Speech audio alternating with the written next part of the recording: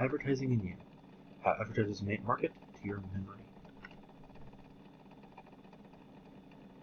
In a capitalistic society, money needs to be flowing for anything to get done. From the big corporations spending it to get research and development done, to the private citizens spending their hard-earned money on tasks that they find amusing, money is the backbone of society. A essential part of the system is that of advertising. Advertising is how companies show their products to their intended markets. It used to be as simple as a well-placed drawing with a slogan, but nowadays it has evolved into something much more complex, with everything being planned from the shade of red to the placement of the product. Advertising is, however, useless without being memorable. Thus, advertisers strive to make you recognize and recall their product, both consciously and unconsciously, and sometimes make you have fond memories of it without even having ever had it in the first place. After all, if a person does not remember the advertising, even on a subconscious level, then it had no effect. Advertising relies on two different types of remembering in order to be successful: recognition and recall. Recognition is the process of recognizing something as familiar. For example, if you see your cat, you recognize it as yours, or if you take a multiple choice list and you would just click select the correct one, you would most likely recognize it. Advertisers use this form of remembering for when you are in the store, hoping that once you see a product on the shelf, you recognize it from the advertisement. Recall, on the other hand, is your ability to remember information when given a cue, but not an answer. For example, if you were asked what a good brand of adhesive bandage was, you could respond with Band-Aid. This type of memory is very important with every demographic. However, this goes even further the younger you are. As DeBow says in Advertising and Recognition and Recall by Age, including teens, he claims that young people remember nearly all advertising better than older people, and as such have them as their target audience on many advertisements. That is why it seems that for every cereal commercial you see, it likely has been preceded by 4 children's cereal commercials. Children, including teens, are very susceptible to advertising, and have a greater day after call effect than any other age group. Also important in advertising is how your memory is stored, in particular your long-term memory. Long-term memory is the entirety of your memory that you have encoded for later use. It includes things such as important dates, a recipe for a cake you learned as a child, and where you left your car the night before. It differs from short-term memory, which is the memory you have temporarily for the moment that you are in that it is theoretically infinite and can be recalled for a much longer period of time. Long-term memory itself can be separated into 2 main groups: explicit and implicit memory.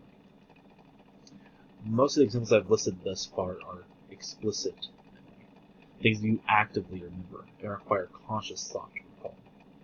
Advertisers can take advantage of that in the form of nostalgia, as Stuart Elliott from the New York Times says in New Ads Stirring Memories of Commercial Past.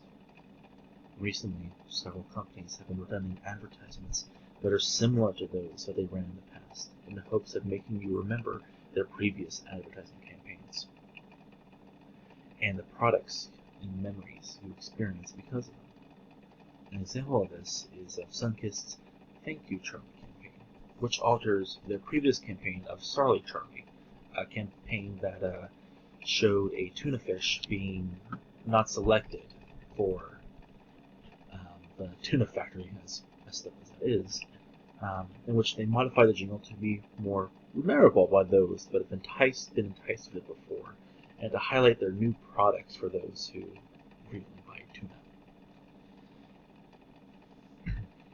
Implicit memory, however, is more of a hidden type of memory. It is an almost entirely unconscious memory, which includes procedural memories such as how to tie your shoe or how to ride a bike. Advertising has an effect on this type of memory too, whether you are aware of it or not. Courbet, for Coiffe Courbet, Kazan, and Intertagia explain in their article The Long-Term Effects of E-Advertising, the influence of internet pop-ups viewed at a low level of attention and implicit memory, that pop-up ads although normally seen as annoying, can leave an unconscious positive opinion for a product that you have no memory of seeing before. After being exposed to a few pop-ups for a few different products during internet browsing, subjects were asked about their feelings on a certain product 7 to 30 days later. They found that even though the subject claims they had no memory of the advertisement, most subjects respond with positive feeling for a product both 7 days and 30 days later when they were actually exposed to the product via advertising compared to when they were not, even with this effect lasting longer than 3 months. They also found that the positive feeling increased more when they were shown the words that were on the pop-ups compared to when they were shown the image, although there was still a positive effect with the image, the logo, and the brand name. This shows that implicit memory is just as effective in advertising, if not more effective than explicit, as you are not required to be consciously thinking of the product to have a positive opinion of it. Advertisers don't have to rely on remembering their product alone, however. In many instances, your brain can do half the work by creating false memory. A false memory is a memory your brain has created entirely on its own, with you never having to experience it in order to recall it, regardless of its legitimacy. As an example of this, maybe from stories you've heard about yourself from when you were a toddler. Your brain will most likely not have those memories stored any longer due to infantile amnesia, the type of amnesia that you experienced when you were unable to recall events from before the age of around 4. And you will instead fabricate the memory in order to fill a perceived hole in its perception. Advertisers can use this when they create ads with high amounts of imagery, according to Chris Forsky from Viz.org. In this article, Faking It, Can Ads Create False Memories About Products? Studies have shown that different types of ads for a fake product, and then half being given a free sample of the fake product, are then asked about the product a week later. Those that are exposed to the low imagery advertisement gave the expected response of it if they had it, tried it, or if they had not tried it. However, those that had a high imagery ad but had not been given a sample were just as likely to remember they had tried the product as those that had actually eaten the sample. In fact, they were confident in their memories and had positivity of the product.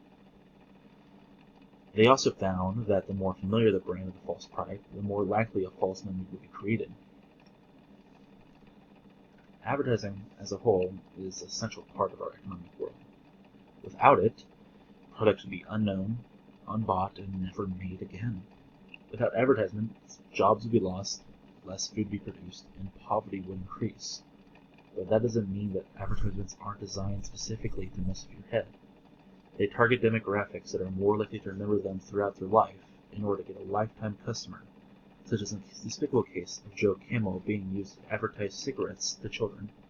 They also can use your fond memories of the past to manipulate you into buying products, or in fact, use smaller, quicker ads to leave you with an innate sense of positivity for a product.